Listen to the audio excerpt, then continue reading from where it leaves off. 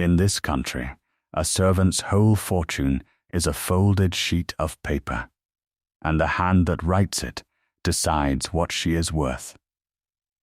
A great house turns off a parson's orphan of 28 without a written character, because she will not swear to a thing that is not so.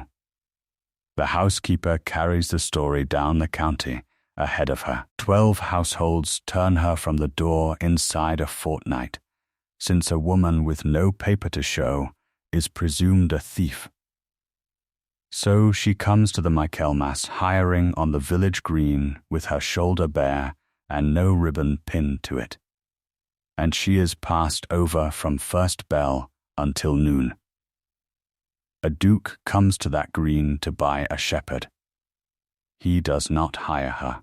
He does something else instead, standing up in front of the whole fair, and it costs him a borrowed pen and a stick of sealing wax.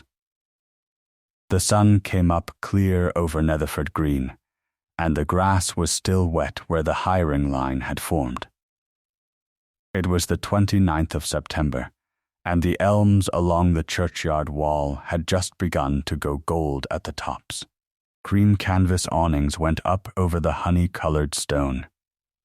A hay wagon was backed against the pound wall, and 2 ponies were tethered to its wheel. Verity Larkin had walked the 4 miles in from Thirlby before the bells, and had taken the last place in the line at 5:30. The line had a language, and every soul on that green could read it.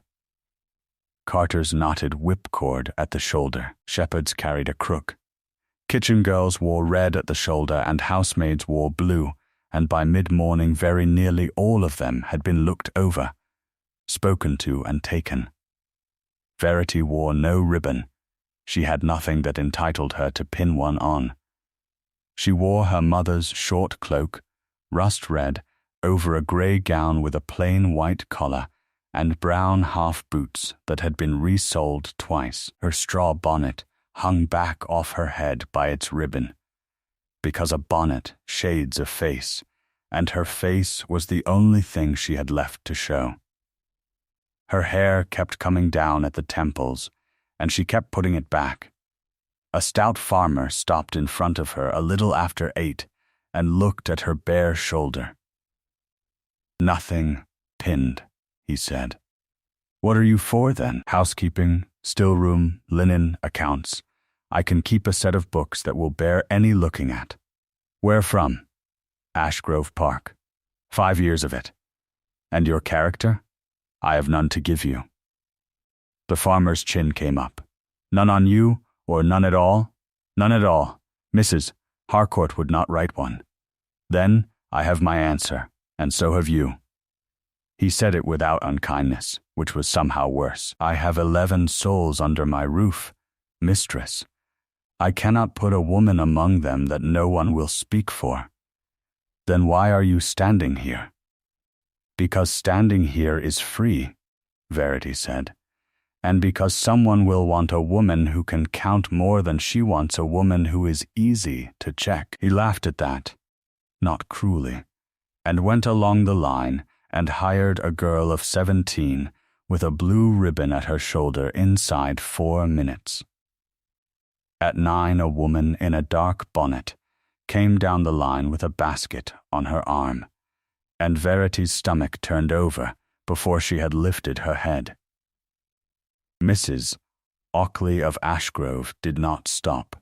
She walked the line at a comfortable pace, and at 3 points she leaned in and said something short into a housekeeper's ear, and each of those 3 women looked once at Verity and then very carefully did not look again.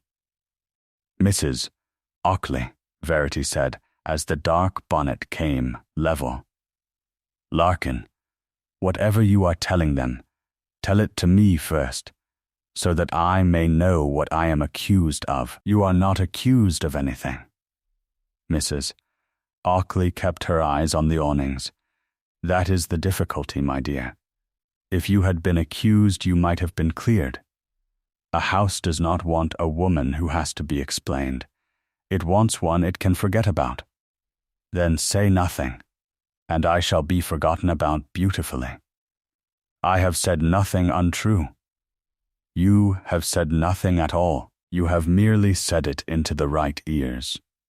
You could have said the one sentence, the housekeeper said quietly.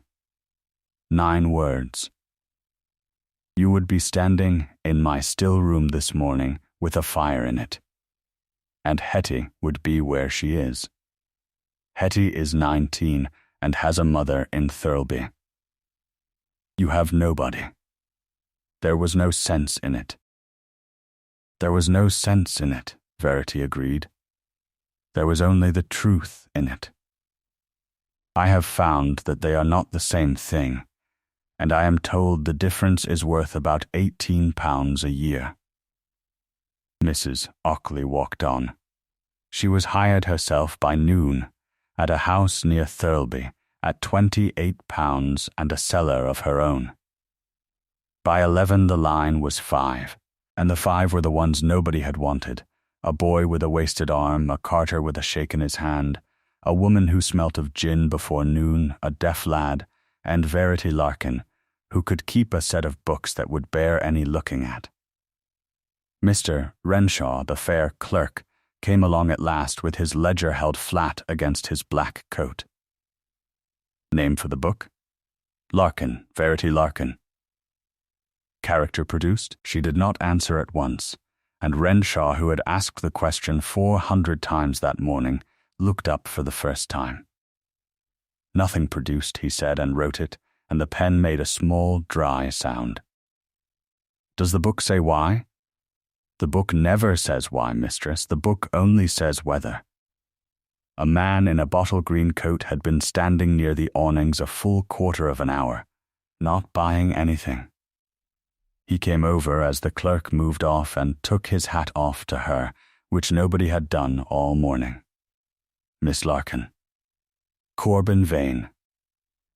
I keep a register office in Thirlby, over the Sadlers. I place people. People with no character. People with no paper, he said pleasantly. The paper is not the person. I know that better than anyone in this vale. I have 22 places on my books, and 11 will take a woman on my word alone. And what does your word cost? A bond. Half your first year's wages paid out of the wages as they come, and the house pays me £3 for the finding. Half of £18 is 9, Verity said. £9 to be allowed to work. £9 to eat. In December. He smiled. He had a good, patient, unhurried smile, and he used it like a tool. Say no if you like. Everyone says no at noon. I do very good business at 4. He had gone before she answered, which was also a tool. At the far end of the green, under the elms, a tall man in a navy tailcoat had spent the whole of that morning buying 1 shepherd. He had come down from Ravensmere at first light, with his head groom and no carriage, in tan riding breeches and black boots, with the dust of 9 miles on them, his riding gloves stuffed into 1 cuff, and his cravat loosened a finger's width at the throat. He had looked at 4 shepherds, hired the 4th, a lean young man called Kit, at £12 and a cottage, and then stood about with his hands behind his back, the sun full on him and the crowd parting round him without being asked to. Emmis Mead, who had held Ravensmere horses for 34 years, came back from the ale bench with 2 mugs and did not give him one. Your Grace is being looked at. I am always being looked at. It is the one thing the title does reliably. Not by them, by nobody. There is a woman at the end of the line who has stood since 5:30, and nobody has spoken to her but a farmer, a clerk, and Corbin Vane, and I know the order of those 3, and so do you. The Duke turned his head. The one in the red cloak. Verity Larkin, parson's daughter out of this parish. I carried her on a cart horse when she was 6, and I buried her father 5 years ago. and if there is a straighter woman between here and the sea, I have not met her. Then why is she standing there at noon? Because Ashgrove turned her off without a character, and Mrs. Ockley has walked this green twice this morning, making certain everybody knows it. On what ground? On no ground. That is the whole of it. Meade drank. There was a brooch. The son of the house pledged it in Thirlby, and let a housemaid carry the blame, and they wanted Larkin to swear she had seen the girl at the drawer. She would not. They gave her a day to think better of it, and out she went with what she stood up in. Who told you that?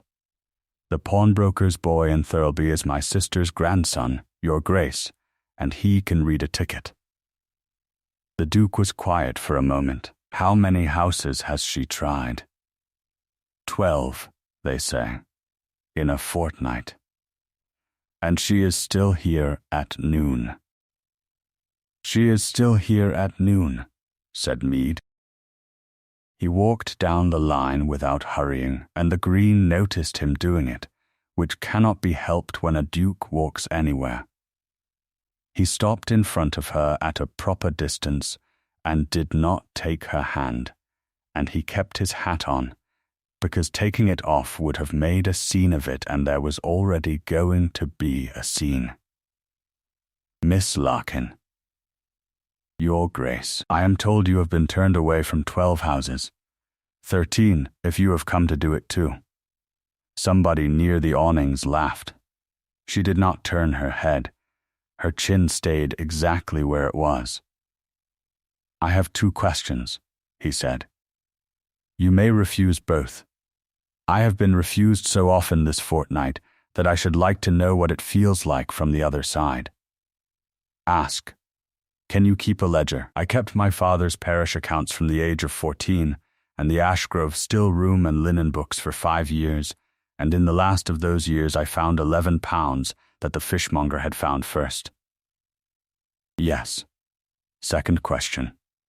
He looked at her steadily, and the noise of the fair went on behind him, and he never raised his voice at all. You were offered your place back at the price of 1 sentence, is that so?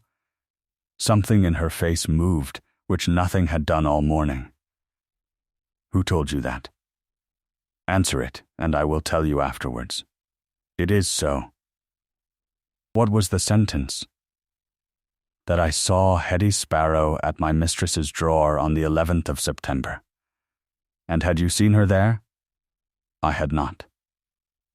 Nobody had. She was in the wash-house with 2 other women and a copper of boiling linen, and I said so, and I was told I had misremembered the day, and I said that I had not misremembered anything in my life, which was perhaps unwise.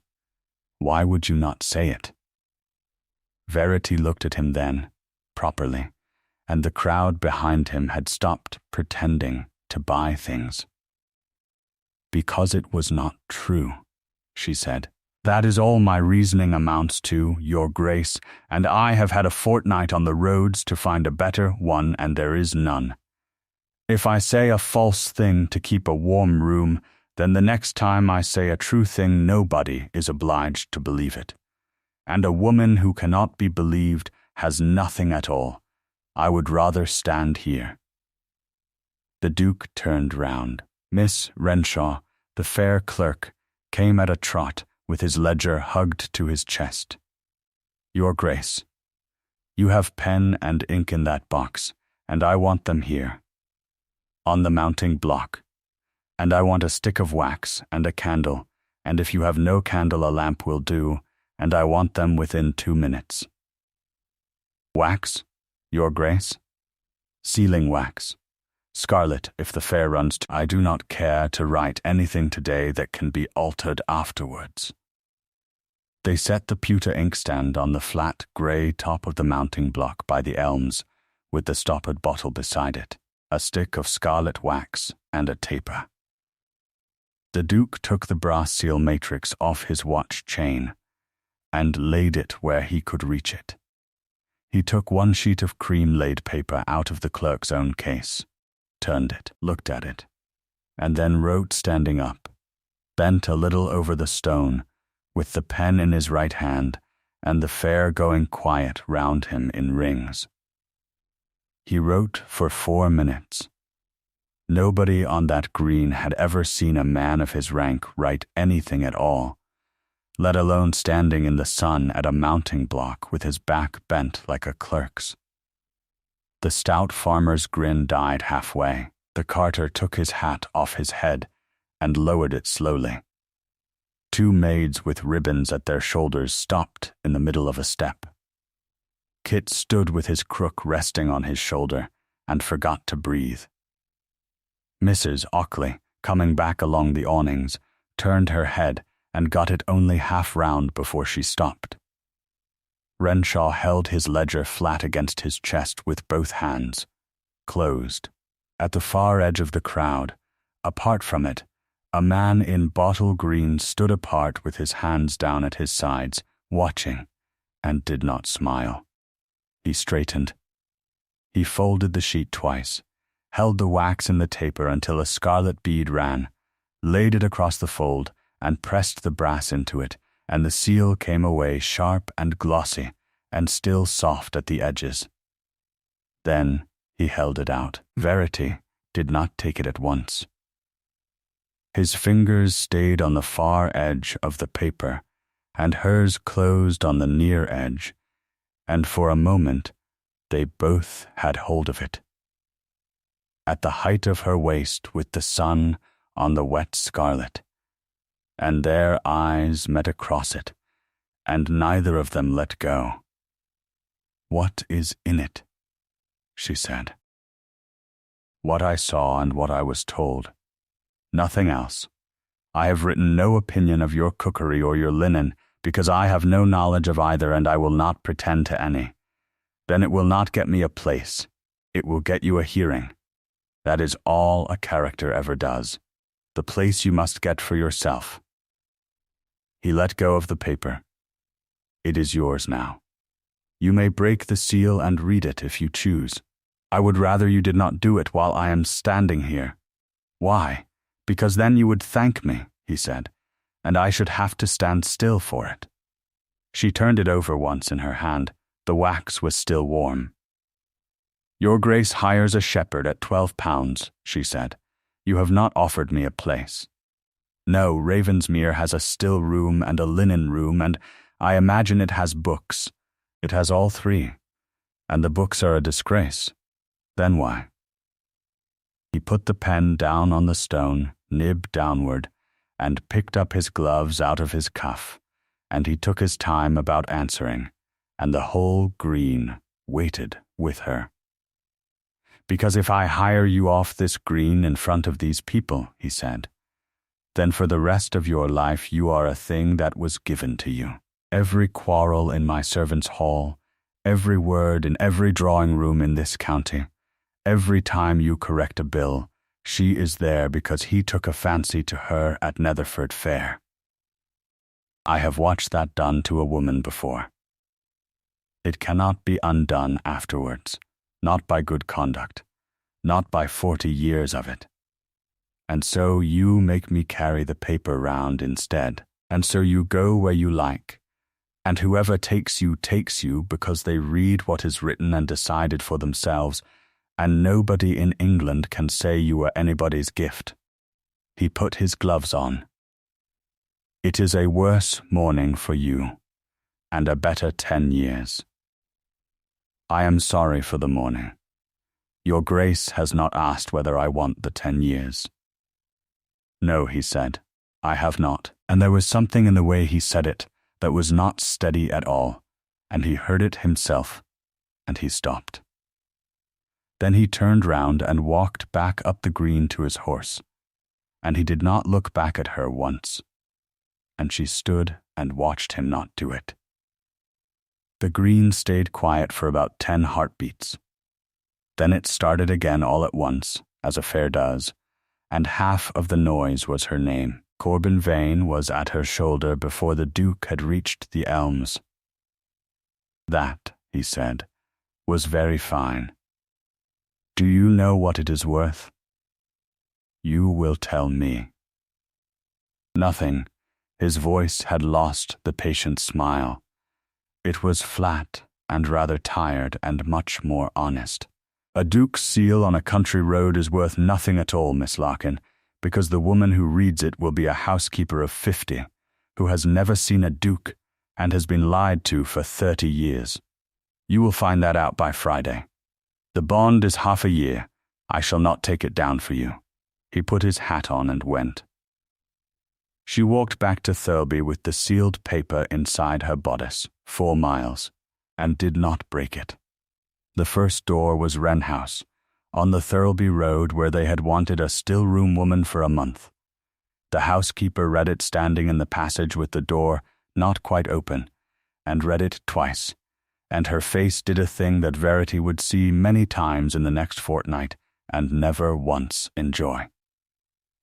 This is the Duke of Ravensmere's own hand. It is. And his seal. You are holding it. Then why in the name of goodness are you at my door and not at his? Because he did not offer me a place, Verity said. I am not in the habit of asking for what has not been offered. The housekeeper folded the letter along its own crease and handed it back and held on to the doorframe as she did it. My dear, I am 61 years old. If I take you in on this, and 1 spoon goes missing in the spring, it will not be you that is turned off. It will be me, and then I shall be your age with none of your years left. Take it somewhere with a bigger cellar. If you've made it this far into her story, subscribe and stay to the end, because the paper in her hand has not begun to do what it will do. And neither has the man who wrote it. Tell me in the comments what you would have said at that door.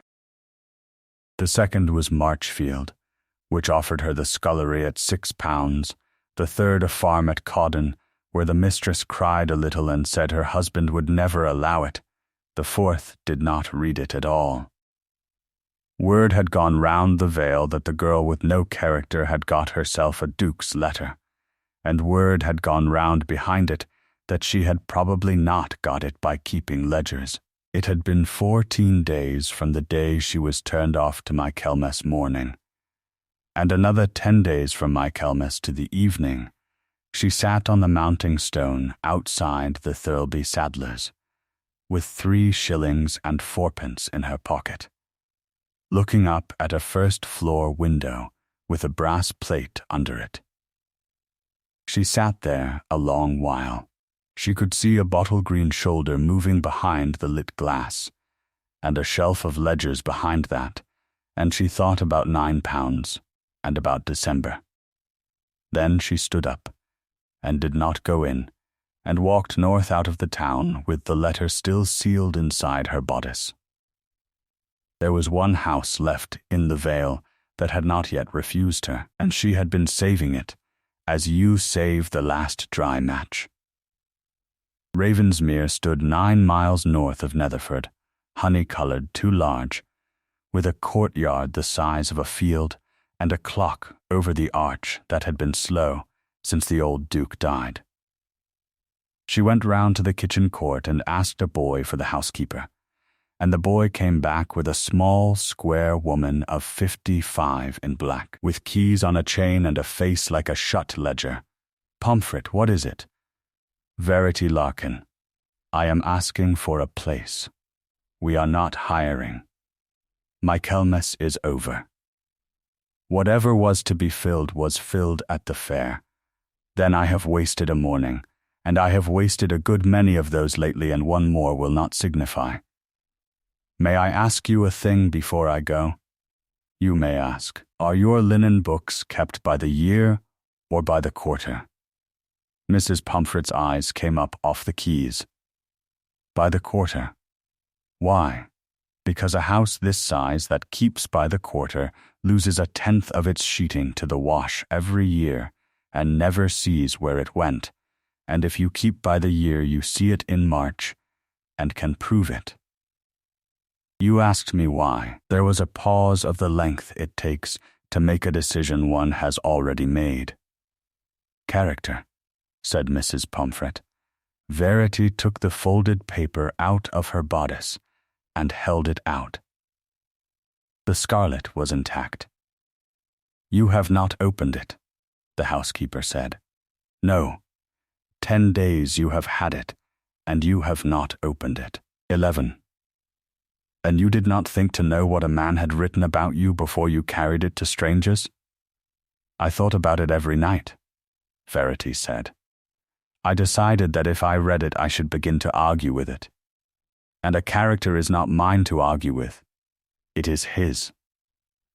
Mrs. Pomfret broke the seal with her thumbnail. She stood in the kitchen court in the sun and read the sheet through once, and then again more slowly, and at some point in the second reading she put her free hand flat on the wall. Then she folded it up. Whose hand is this? You will have seen it every quarter day of your life. I have seen it on wages and on notes to the steward. I have never seen it do this. She looked at Verity for a long moment. Have you any notion what he has put in it? No. Do you want to know? The kitchen court was very quiet. Somewhere behind the arch a horse shifted and a bucket went over. Yes, said Verity. And I am not going to ask you, and I would be obliged if you would not tell me. Why on earth not? Because if I know what he thinks of me, I shall spend every day of my service trying to be that, and I shall be worse at the work for it. I will have the place, if you will give it. I will not have the reason. Mrs. Pomfret put the letter into her apron pocket, and it stayed in her strong box with the household papers for 11 months, and she never spoke of what was in it to a living soul, which for a housekeeper is a form of heroism. Under housekeeper, she said, £18, your board, a bed of your own over the still room, and a month before I decide whether you keep it. You will not go above stairs unless I send you. You will not speak to his grace unless he speaks first. And he will not, because he is in the north and not looked for until November. And he is a man who does not notice the indoor servants at all. Thank you. Do not thank me yet. The books are in the room off the passage, and they have not been properly kept since the year 9. She turned the key off her own chain. Find me one honest fault in them by Saturday, and the month becomes a year. Verity found 4 by Thursday. The chandler had been paid twice in June, £22 between the steward's order and the cook's. The laundry at Thirlby charged for 80 pairs of sheets when the house owned 61. And 2 coal accounts ran side by side, one from November to April and one from October to May, both signed, the overlap worth £31 a year to somebody.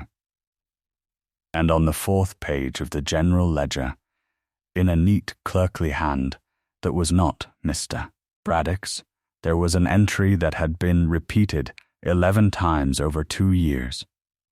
Register Office, Thirlby. Finding of servant. £3. She copied it into her memorandum book with the dates and said nothing to anybody. Because she had learned in a fortnight of shut doors that a thing you cannot prove will be used against you and not for you. The house had 9 days of him being away, and the whole of Ravensmere began to change its manner the nearer it came.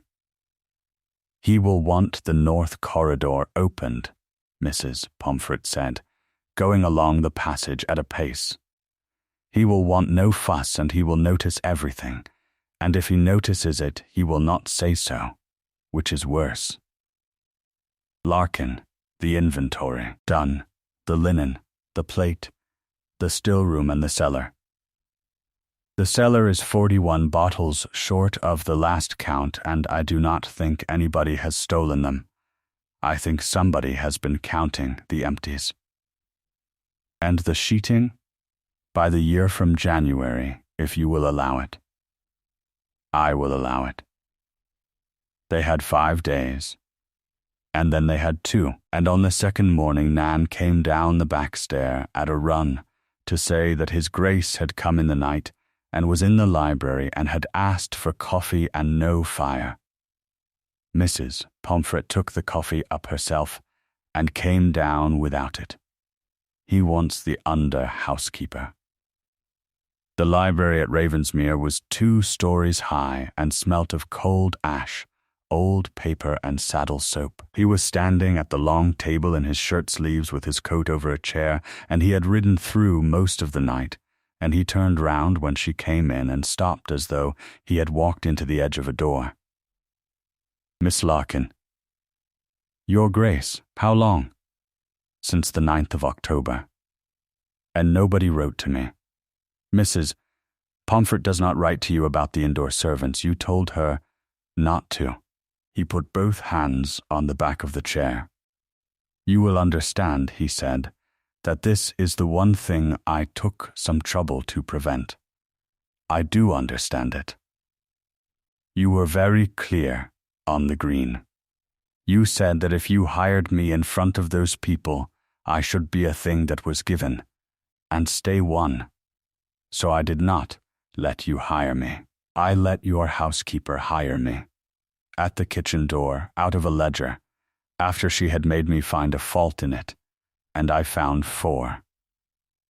Verity's chin did not move. There is not a word you can say against that arrangement that does not insult her judgment instead of mine. That is not the point. It is precisely the point. You made it yourself, and you made it well, and I have thought of nothing else for 3 weeks. He came round the chair. He was a head taller than she was, and he stopped a good 3 feet away, which she noticed. 12 houses, he said. And after the letter, 9 more.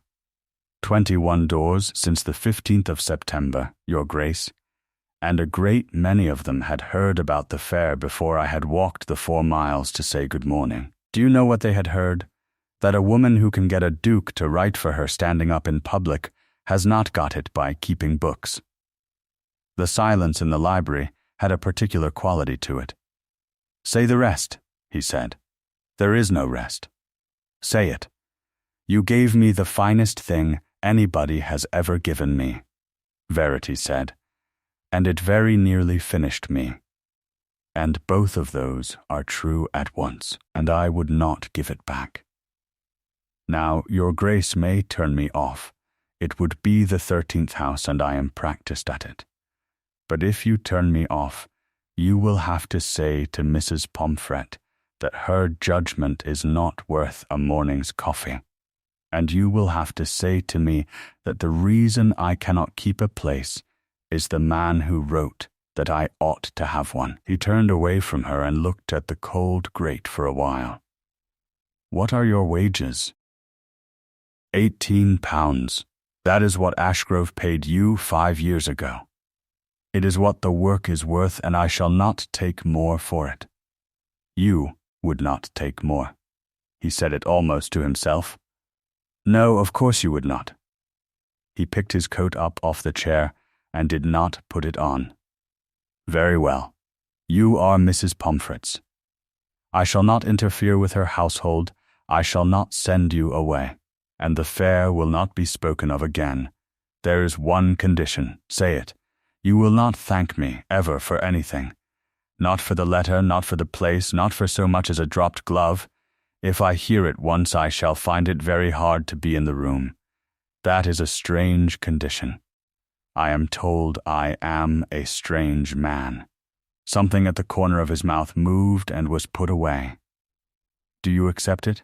I accept it, Verity said, and I will tell you why. Because I do not like a bargain I cannot see the bottom of.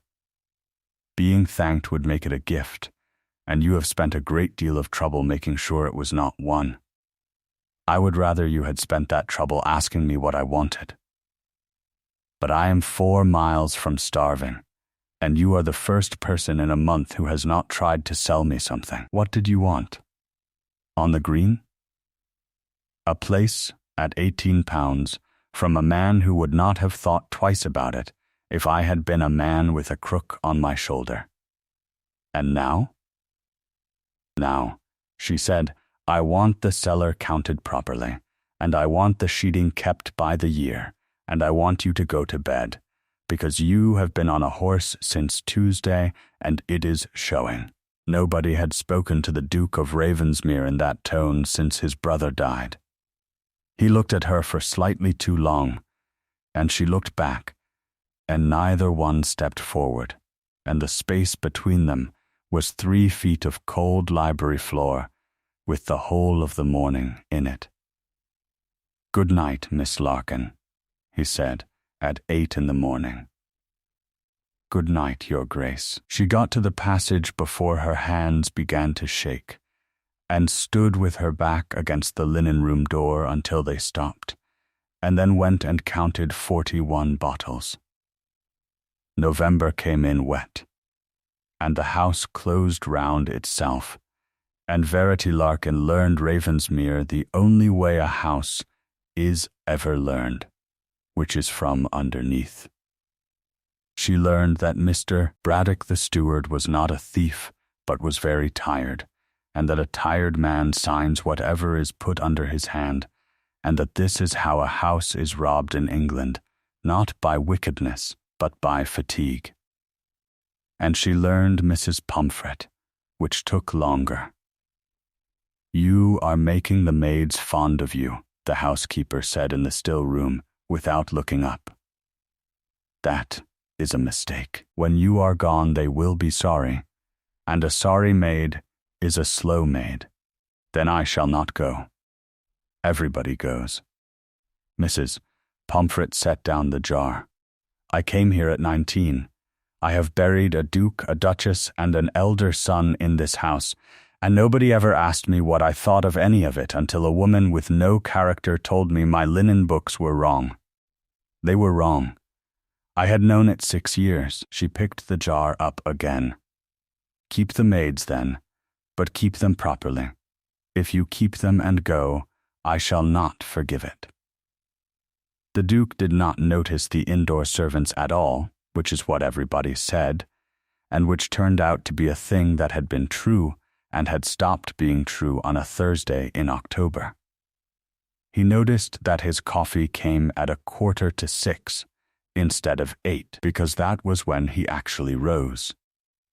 He noticed, in the 3rd week of November, that the chair with the mended arm had gone out of the little book room, and a sound one had come in, and that the mended one had gone to the second footman, and he said nothing about it for 2 days, and then remarked, to nobody in particular, at dinner, that whoever had done it might do the rest of the house on the same principle.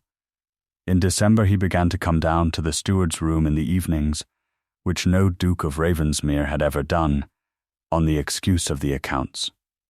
"You have moved the coal year. I have made 1 coal year instead of 2, Your Grace. There were 2. They overlapped by 6 weeks, and both were signed. By Braddock.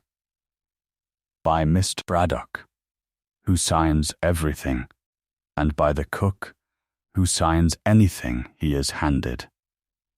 I have not accused either of them of a farthing, and I have no intention of doing so. I have simply made the overlap impossible from January." "How much?" £31 a year, and 22 from the chandler, and 19 from the laundry when I have done with it. £72, near enough. That is 4 housemaids if you were minded to have 4 more. I was not. You might be when I have shown you the wash-house." He laughed. It was not a large sound, and it did not last long, and it clearly surprised him more than it surprised her. There were 11 letters to go to the tenants about the January rents, and Mr. Braddock had the gout, and the Duke sat down and wrote 9 of them, and then put the pen down in the middle of the 10th and pushed the whole business across the table. "Finish them. I cannot sign your letters. You will not be signing them. You will be writing them, and I shall sign them, which is what a secretary is. And I am told that half the great houses in this county are run by a woman who is called something else. He turned the seal matrix out of his waistcoat pocket and set it on the table between them with the stick of scarlet beside it. And you will close them. Verity looked at the brass. It was the same one. She had watched it come down onto hot wax in the sun at Netherford, with the whole fair holding its breath. That is your seal. It is. A duke's seal in the hand of an under-housekeeper at £18. Yes, have you considered what this county would say? I have some idea what this county says about most things, he said, and I have found that it says it whether or not I furnish the occasion. So I have stopped furnishing, and I have not noticed any difference. He pushed it an inch closer. Take it, Miss Larkin, or do not, and I shall sit here until midnight melting wax and doing it badly. She took it up. Their hands did not touch. They came near enough that she could feel the warmth off the back of his fingers in the cold room. And she was extremely careful, and so was he. And both of them knew that the other was being careful, and neither said so. She sealed 11 letters, and the 11th was the neatest thing in the room. Where did you learn to make a seal like that? My father sealed the parish register every Easter, and he let me do it from the age of 9 because his hands shook, she said. He told me that a seal is not a lock. Anybody can break a seal. It only tells you afterwards whether somebody did. The Duke sat quite still. Say that again. A seal is not a lock. It only tells you afterwards. No, he said. That is not what I wanted repeated. The other part.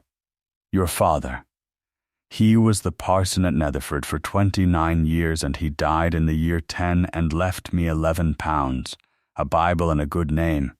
And the good name lasted 5 years longer than the money, which he would have thought was a fair return. And when the good name went?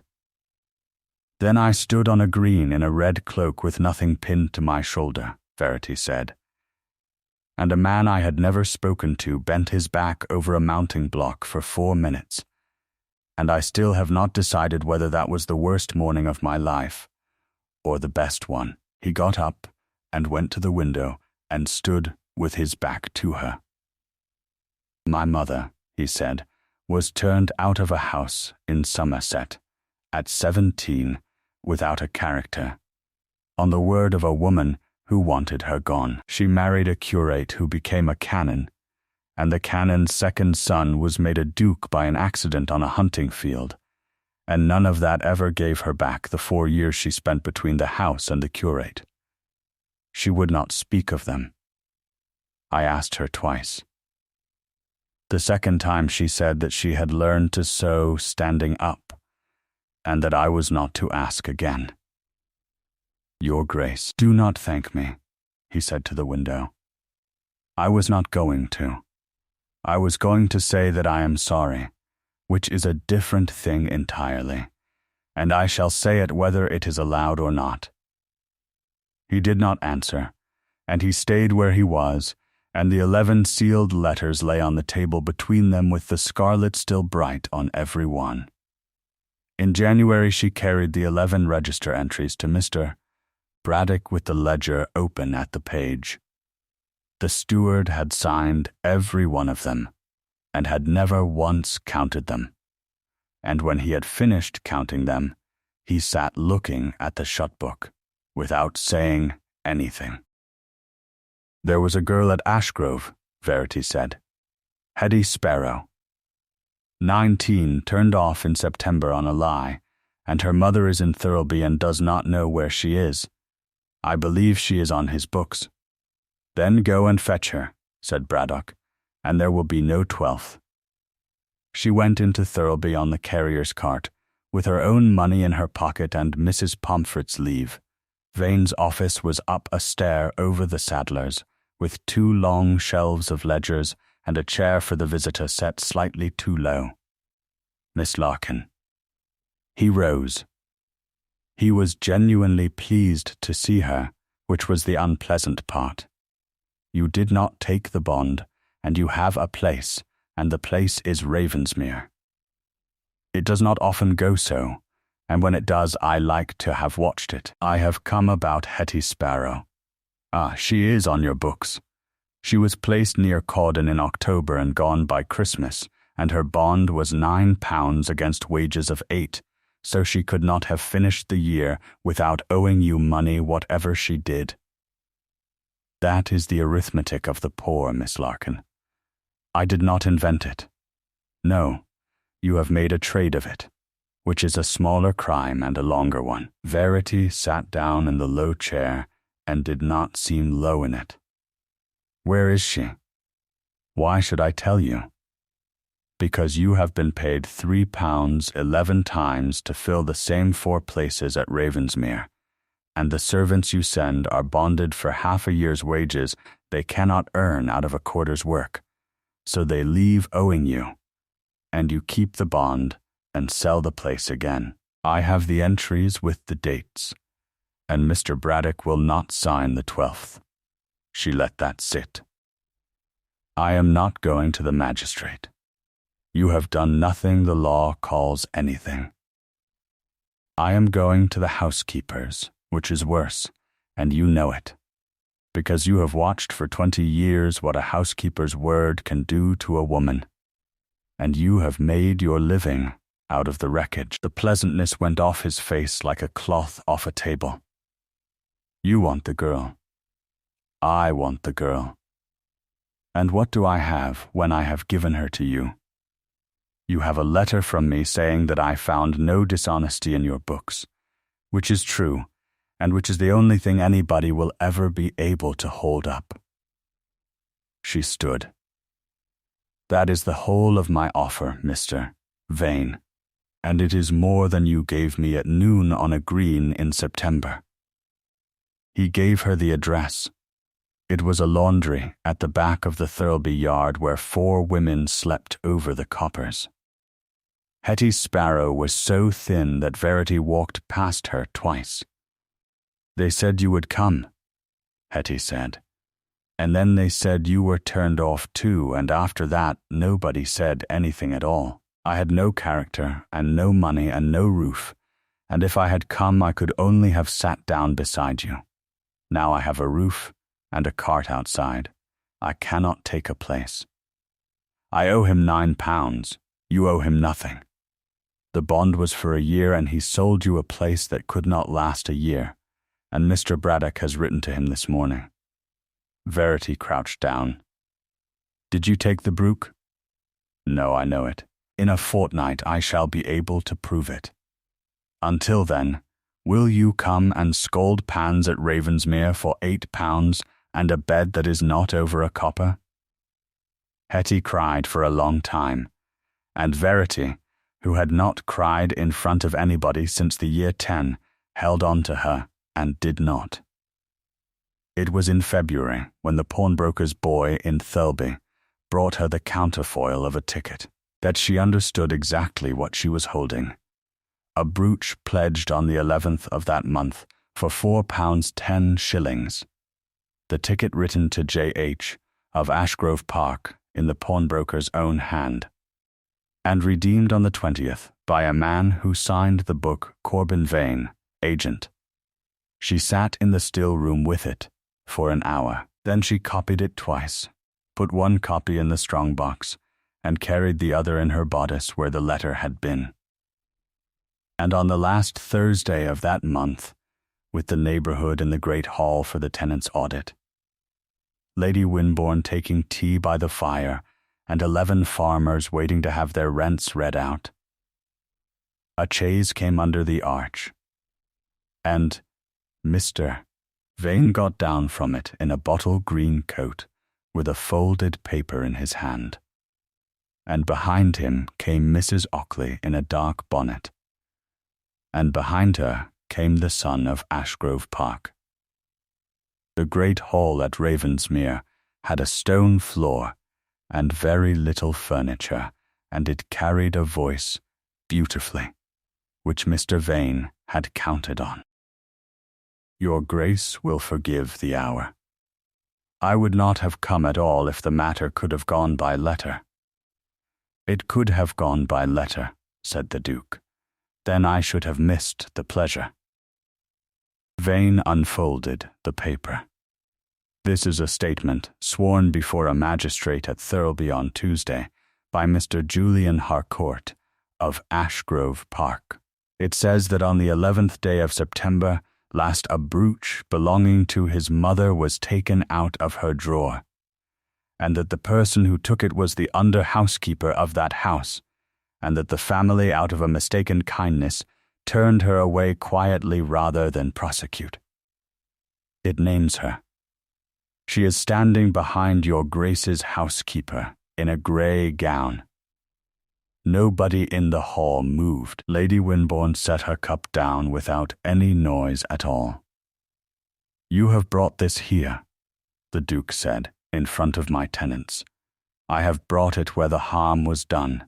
Your Grace stood up at a public fair and wrote a character for a woman you had spoken to twice, and every housekeeper in this vale has been told of it, and half of them have begun to wonder whether their own judgment is worth anything beside a Duke's 4 minutes. I am here to have the paper withdrawn. Withdraw it. And Mr. Harcourt will not press the statement, and the girl may go where she likes. And your books stop being written to. And my books stop being written to, Vane agreed. I do not pretend otherwise. I have a trade, and your Grace has been standing on it. The Duke turned round. Miss Larkin. Come here. She came out from behind Mrs. Pomfret and stood where the hall could see her, her chin exactly where it had been at noon on the green. You have heard it, he said. Answer it. May I have the sworn statement in my hand? Vane gave it to her. She read it through, taking her time, in front of 11 farmers, a countess, and a fire that nobody was tending. It is very well drawn, she said. It says the brook was taken on the 11th, and that I was turned away on the 15th. It says nothing of the 12th, the 13th, or the 14th, which are the only days that matter. So I shall supply them. On the 12th, a housemaid of 19 named Hetty Sparrow was accused of it and turned off on the 13th without a character, and she is in the scullery of this house at this moment, and may be fetched in under a minute if anybody wishes to look at her. On the 14th I was taken into the little parlour at Ashgrove and asked to swear I had seen that girl at the drawer. She was in the wash-house with 2 other women and a copper of boiling linen, and both of those women are alive and living in this parish. I said so. I was told I had misremembered the day, and given until morning to remember better, and in the morning I could not, and on the 15th I went out of the gate with my box. That is what the statement leaves out. And a statement that leaves out the middle of that week is not a lie, Miss Vane. Which is why you were able to get it sworn. It is worse than a lie. It is a true thing with the middle taken out. Interesting, said Vane, but not evidence. No, this is. She took the copy out of her bodice and gave it not to him but to Mr. Braddock, and Braddock read it out in the flat voice of a man who has read 4,000 receipts.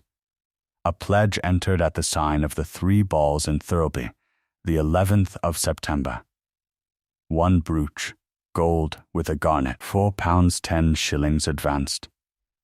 Ticket written to J.H. of Ashgrove Park in the pawnbroker's hand, and the pawnbroker will swear to whose hand and whose face. Redeemed the 20th of September. The book is signed by the man who redeemed it. Braddock looked up. Corbin Vane, Agent the hall made a sound like a room letting out its breath. You redeemed it yourself, Verity said. On the 20th, within the week after I went out of the Ashgrove gate for refusing to swear it had been stolen, and you have kept the ticket alive ever since, because a gentleman who owes you a favour is worth more to you than £4.10. That is your trade entire, Misty. Vane, you do not sell servants. You sell the difference between what a house says and what a house did. You cannot prove I knew whose brooch it was. I do not have to. You have just told a hall full of people that you want a character withdrawn, and I shall let the county decide all by itself why a man would ride 9 miles in February to do that.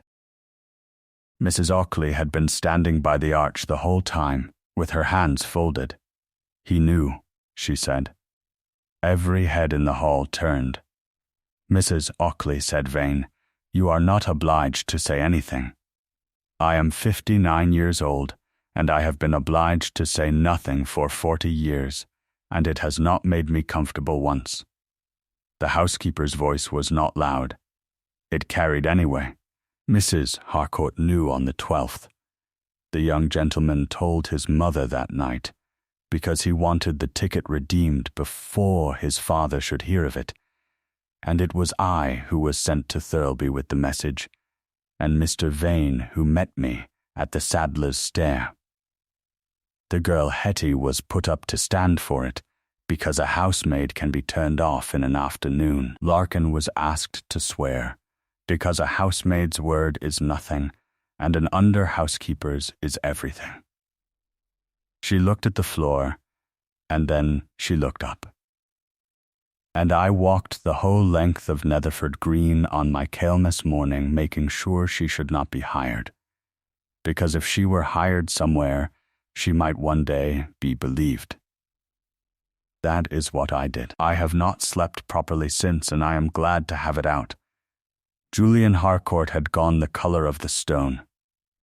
Mother said, say the rest of it, sir, said Verity, quite gently.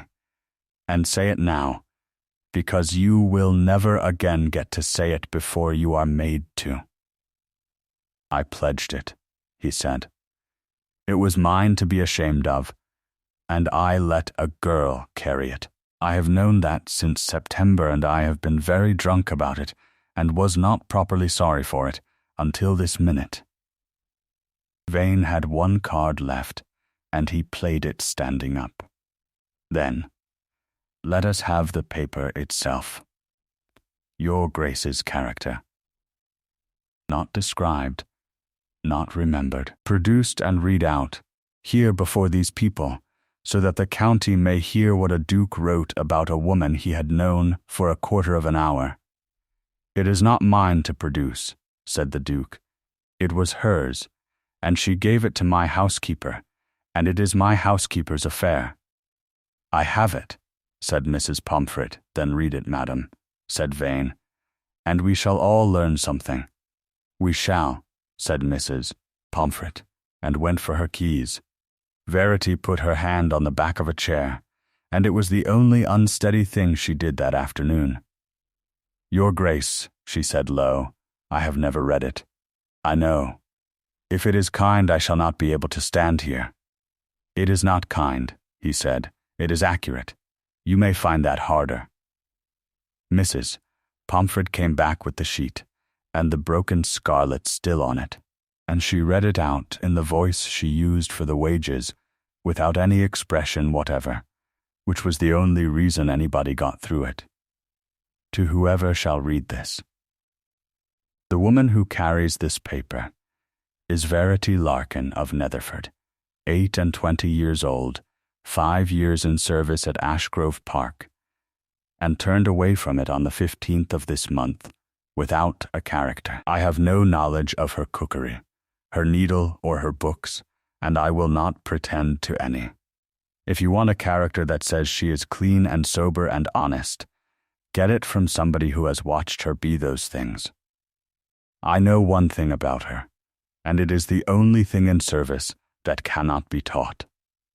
She was offered her place again at the price of a single sentence, and the sentence was not true, and she would not say it. She was told she had misremembered a day. She had not. She stood in a passage with her box already corded, and chose the roads over 9 words, and there was nobody present who could have rewarded her for it, which is the only condition under which such a choice means anything at all. Any house that will not have her on that ground has told you a great deal about itself and nothing whatever about her. Any house that may consider it the cheapest thing it ever bought. I have not offered her a place at Ravensmere, and I shall not, so that no living creature may say she was given anything. I ask only that you remember, when she is standing in your passage with this in her hand, that she has already paid a higher price for her honesty than you or I have ever been asked for ours. Written on Netherford Green, at the mounting block by the elms, on Michaelmas Day, in the presence of the fair and the clerk of it, because a thing done in a corner may always be denied afterwards. Ravensmere. Mrs. Pomfret stopped. There was a line below the fold, in a smaller hand, which had been written after the rest and before the wax. There is a postscript. Read the whole, said the Duke, or none of it. If she is ever turned from another door in this county, I will thank the house that does it to write to me, and give me the reason, and I will come and hear it said to my face. Nobody in that hall said anything for about 10 seconds, and then Lady Winbourne stood up, which countesses do not do in other people's halls, and said, "Well," and sat down again. Vane put his hat on and went out through the arch, and nobody showed him the way. Verity was looking at the flagstones. "You wrote that in 4 minutes," she said. I wrote it in 4 minutes because I had been standing on that green for 2 hours, deciding whether I had the right to write anything at all. He was not speaking quietly any more, and he did not appear to notice, and I walked away from you afterwards, because if I had put you in my carriage, every mouth in this county would have said you were bought, and I would not have that said of you. And I have regretted it every single morning since, and I would do exactly the same thing again tomorrow. That is a very poor way of telling a woman you chose her. It is the only way I had, said the Duke of Ravensmere, and I have not been taught another. She gave notice to Mrs. Pomfret the next morning. On what ground? On the ground that I cannot answer a question honestly while I am being paid £18 a year by the man asking it, Verity said. I shall go to my aunt at Netherford and keep her books, which are appalling, and if he still wishes to ask me anything at the end of a month, he may come to the door like a Christian and be let in by somebody else. You are a very trying woman. I am a very consistent woman. It looks the same from outside. He came on the 11th morning, on foot, having left the horse at the smithy, and he stood in a parson's widow's front parlour, with his hat in his hand among the framed samplers, and he was, for the first time since she had known him, entirely out of his depth. I have brought nothing, he said, no settlement, no ring, no arrangement. I was advised to bring all 3 and brought none of them, because I gave you one thing already and it nearly ruined you, and I do not intend to give you anything ever again. Then what have you come for? To ask. Which is a thing I have never once done in my life, and I find I am bad at it, and I would take it very kindly if you would let me finish before you answer, because I have practiced this every morning since you left, and it is going. Finish then. I want to be married to you, he said. Not to a woman I raised up, not to a woman I found, to the one who told me in my own library that I ought to go to bed. If you say no, I shall go home and be a worse man for it, and you will still have the place at Ravensmere if you want it, and Mrs. Pomfret will be insufferable to me about it for the rest of my life. You have not asked a question yet. No, he said. Will you have me? Yes, Verity said, and I am going to thank you now, at last, for exactly one thing, and you will stand still for it. Must I? You must. Thank you for walking away. And then, in a parlor full of samplers, with her aunt making a great deal of noise in the passage on purpose, he crossed the 3 feet of floor that had been between them since October, and she let him. And neither of them said anything else for some time. They were married at Netherford in June, and the parish register was sealed that Easter and every Easter after by a Duchess of Ravensmere, who had learned to do it at the age of 9 because her father's hands shook. Ashgrove Park was sold within the year. Julian Harcourt went out to a cousin's counting house in Bristol and was, by every account that came back, dull, sober, and useful, which is the most anybody could have hoped for. Mrs. Harcourt took a house in Bath and told a version of the story in which she had always defended the under-housekeeper.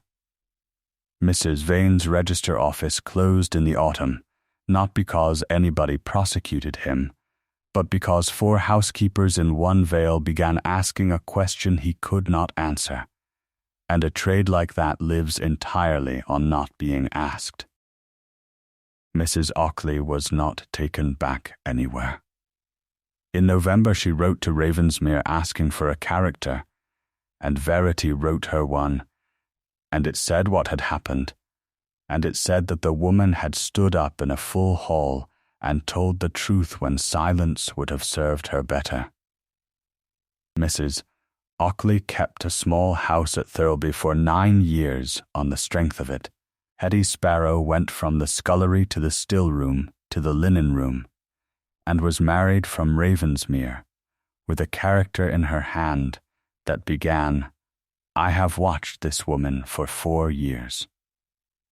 And at Michaelmas, on Netherford Green in bright late September sun, with the first gold in the elms, there was a table set up beside the stone mounting block, where the hiring line began, and on it were a pewter inkstand, a stick of scarlet wax, and a basket of colored ribbons.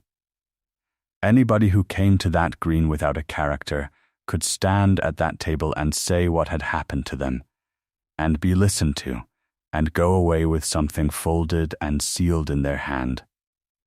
It cost nothing. It never once cost anything. Some years there were 4.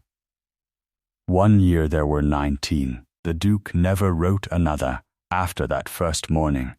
His wife wrote them all, in a hand that had kept a parish register at 9 and a linen book at 8 and 20, and she signed them with her own name before the title every time.